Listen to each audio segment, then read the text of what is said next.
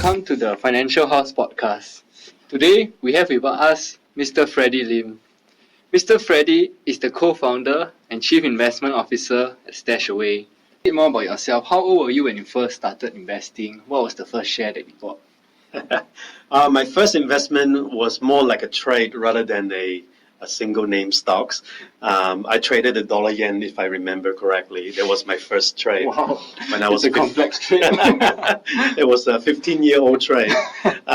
Currency was my first because a few years before I did my first trade, George Soros broke the Bank of England in February 1992. And I felt like, wow, what power a smart fund manager you over the central bank and the government. And I seek to understand more, and I started getting into currency trading first. So hence the first trade. So do you make money on your first trade? Well, I got too scared. I suffered from all the usual pitfall of a novice investor.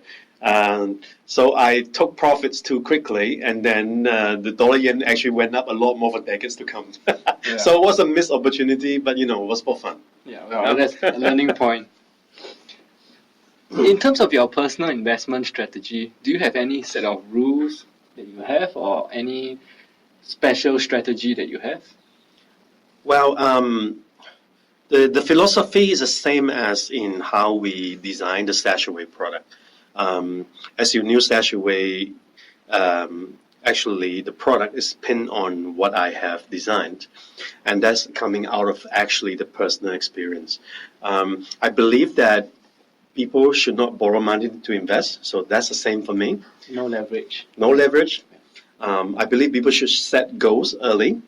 Whether you want to get married or not, you save for it first. You may change your mind, but you start early. So time is in your favor. You have more time to compound.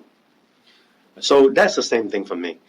And then I think that for medium to long-term success, people need to focus on the economy. So things like growth, inflation, trends, we look at it in StashAway as well. It's exactly the same thing. We look at a large number of economic data for hints on what asset class would do well. But we are ignoring the day-to-day noises. So my style of investing is the same as what ERA is trying to do. And as you know, ERA stands for Economic Regime-Based Asset Allocation. So I don't know if I'm answering the question. It's really out of my personal experience, and I'm doing the same thing as I would have done elsewhere. You've had a huge, diverse experience in investing. If you can draw on that 15, 20 years of experience and go back in time and give advice to a 25-year-old investor, what kind of advice would you give someone like that? Lord, well, I'll pick one thing to be start early. I wish I knew the basics, so I would make it more useful for readers here. I wish my 25-year-old self take the book written by Robert Kiyosaki more seriously. Only the first book, The Rich Dad, Poor Dad, not the What Comes After, because it's very commercialized after that. But Robert Kiyosaki has got all the right ingredients in the book. How you should save first from your lifestyle spending habits, how to invest those savings to generate future cash flows. Right? What is the cash flow quadrant? All these basic planning tools. I think those are half the battle of success to investing. The other half is lower fees and maybe sophisticated investment algorithms. But the parameter, the goal setting, the planning must be there first. So I wish I knew those things way earlier. I wish there were people who educated more widely. And today, you see, we have StashAway Academy. StashAway Academy actively promotes everything around those philosophies. Okay, so actually on this note, what do you think is the most common mistake that young or beginner investors make? If I have to pick, in our current digital age, we're dealing with exponentially more noise from traditional media, social media, and Donald Trump's Twitter. And so I would say that the first mistake now, today, for beginning investors would be to react to news flow, media, or noises, and get whipsawed by the market. The whipsaw is the worst thing that can happen to a beginner investor. For example, let's say the S&P 500 is down 10%, you sold. and then it's up 5%, you go and buy back. Then it's back down 5%, what do? You just got whipsaw a few times, you just easily lost 10-15% of your return, and just by reacting to it. A person who actually averaged into the market over time, did not care, was relatively no noise, would have done better than the person that reacts to the news flow, right? So I would say number one, ignore the noise. Okay, Peter Thiel has this really great question that he likes to ask our interviewees. So I'm actually going to try this out here. Tell me one thing about investing today that you know to be true, but which not many other people in the world would agree with you on. Yes, that's a very good question. I mean, for me, I would make it simple. I think investing is not about returns first. It's about risk first. And then you maximize every dollar of risk taken. That to me is the core definition of investing. I know a lot of people will disagree. Because if you think about modern portfolio theory and the so-called efficient frontier and all these concepts you learn in school, it's really about setting the x-axis, the risk, right? Target the risk first, and then you maximize return against, you have a portfolio that comes together better than any individual assets, right? But then it starts with risk first. And I think that's particularly true. Because if you are going to overreact to the market when the risk is set wrong, then it's sort of like you're destined for failure. It's already by design on day one. But if you set a risk, say it's 20%, extreme risk 20% down, I'm fine, I can sleep, I wouldn't react to it, I get on my life. Yeah, chances are like you wouldn't react and you stay on the game and long-term trend carries you forward and you do well over time, right? I think so. First is risk focus, then think about return. I would recommend this exercise. Yeah. It's actually meditative.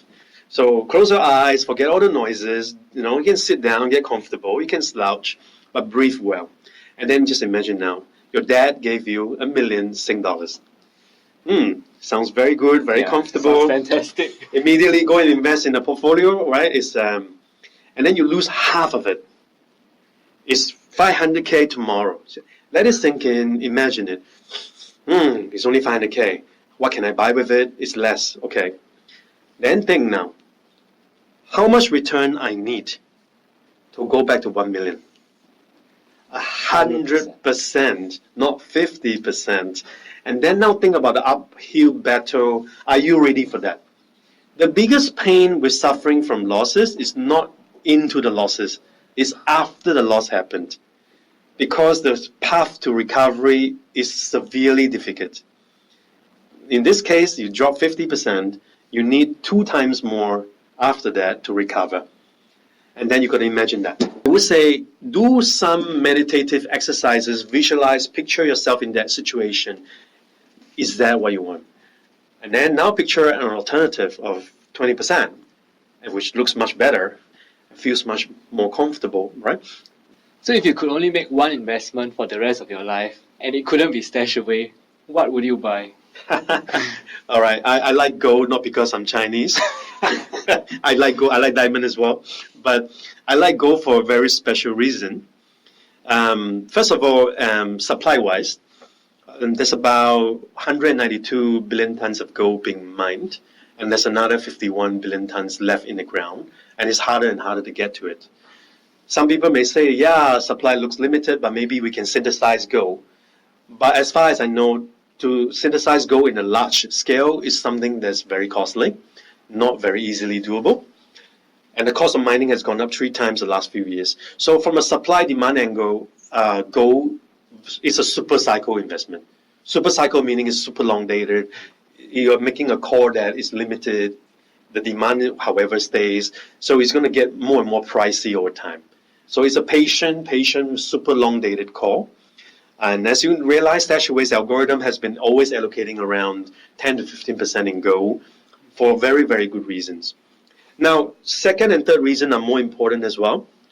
The second reason is that if you look at from the risk angle, the more uncertain the world is, the better it is for gold. It's a proven commodity for uncertainty.